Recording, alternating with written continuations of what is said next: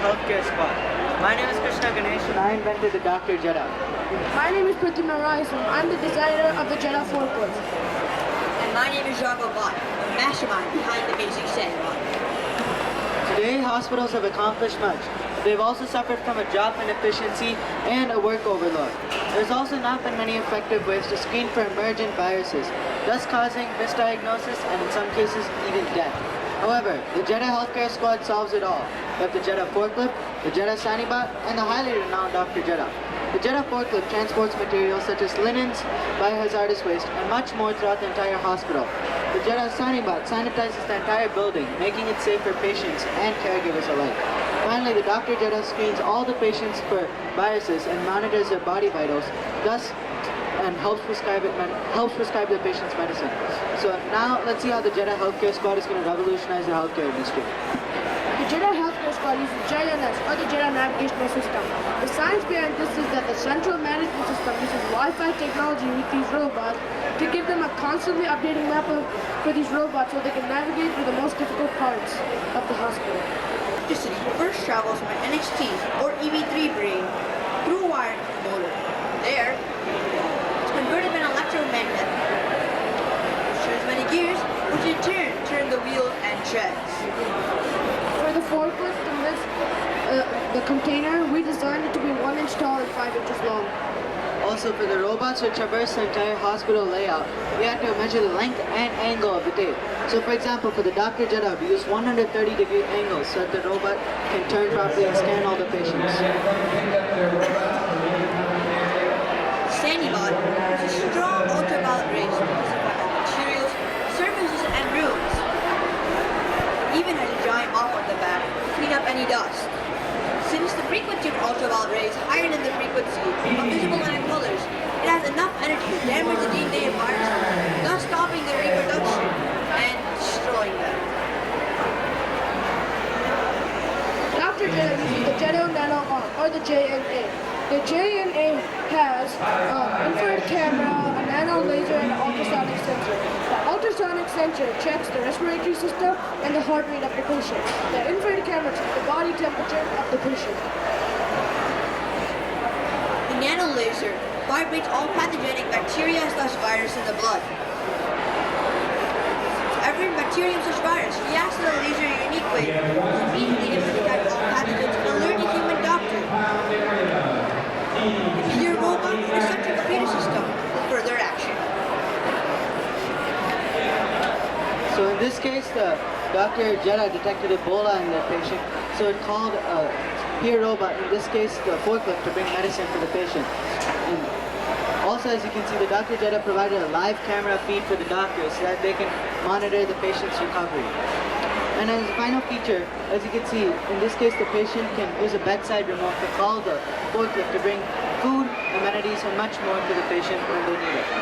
So in conclusion, we really believe that by automating hospitals, the Jetta Healthcare Squad is going to revolutionize the healthcare industry. As a final note, we plan to bring out many more improvements in the coming future, such as surgical robots and DNA nanobots. Thank you very much, and have a great day.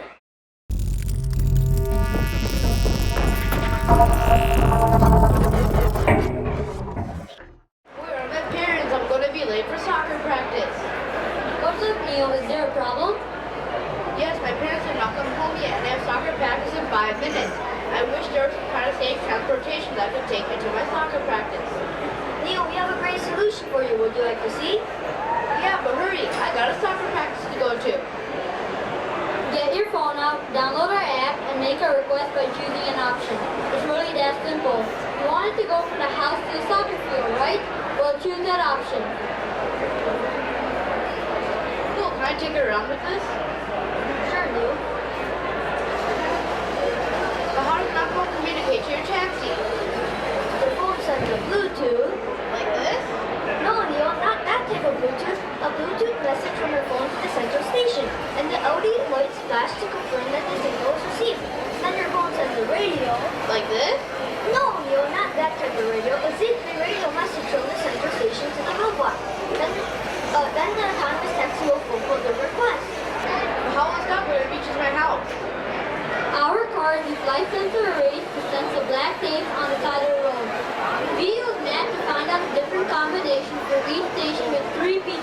of tape. Each combination represents a different station in our model city.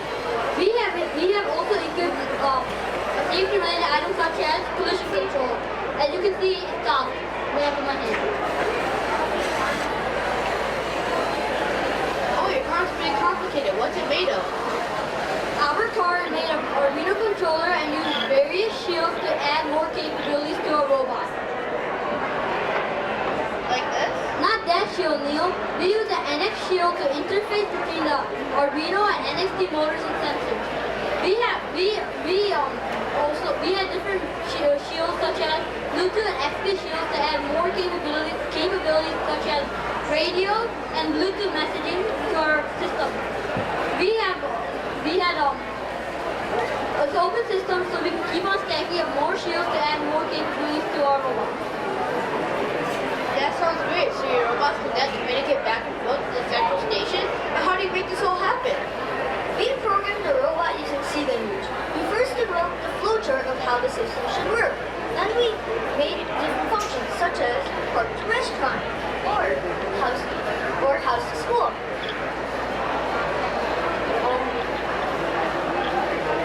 I noticed multiple robots. How does the central station prioritize and manage the system? When a customer sends a request, the central station activates the best robot by using the starting in any locations. Once the vehicle is done with its request, it will go to the nearest source station for a recharge or to the nearest parking ticket for its next mission. The central station knows which cars are available at any time and makes the best decision. 1 minute, guys. Since our cars and the central station are constantly communicating, we can also adapt traffic and weather conditions to optimize the route and save energy and time. I see. I know Uber currently provides a taxi service, but based on actual drivers. Your innovation is pretty cool. I think this could even solve a lot of problems, such as safe transportation for elderly, disabled, or anybody who needs safe transportation from one place to another. Time's up. I gotta go. It's soccer time. Thanks for the ride. We're glad we could help.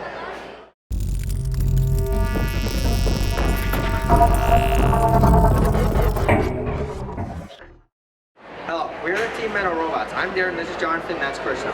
So our goal for this year was to build a robotic arm. It can be used for industrial purposes, say be picking apples or working in a factory on a conveyor belt. Or we also tried to make it like a humanoid. That way it can be used to replace a limb. If, say, you have a problem with your limb, you can just hook it up, and if you can control a computer, just a mouse, that's all you need, we can replace your arm for you, and you can control it just as well. So, it works through linear actuators on the 4 fingers, a direct drive motor for the thumb, a geared down motor for the wrist. 2 of those same geared down motors are for the elbow. The shoulder motor for vertical motion, we have 1 linear actuator, and then for the horizontal motion, we also have another linear actuator. Now, Jonathan will explain the code. To control our robot, we use the Simulink and MATLAB combination to control it. We have the GUI here, which is the MATLAB part, and when you press a button here, it'll send a binary digit, either 0, 1, or 2, 0 being stop, 1 being going forward, and 2 being going backwards. It'll send that to the Simulink program, which will convert it into an integer sent to the Arduino over there, which controls the relays to control the motors. Now Krishna will talk about the sensors. So the sensors formed an integral part of this entire project. They are especially important in the glove. We have flex sensors on each finger of the glove. When each flex sensor is bent, a resistance value is changed. We can then convert this resistance using voltage dividers into voltage. We can then use this voltage, put it into the Simulink program to find out how much we need to move the fingers on the arm. So effectively, anyone controlling the glove can control the arm. Also, we also have flex and pressure sensors on the arm itself. This is to make sure that when manual control is being used, that the item that's being picked up by the arm is not damaged, and so that the arm doesn't damage itself when it's using way too much pressure on a very hard object. These flex and pressure sensors work on the same basic principle. There's an electrostatic film between 2 wires. When stress is added to the film, the resistance changes. We can then use this resistance, put it into a voltage divider to find changing voltage. We can then use this changing voltage into whatever application we need it to be used in.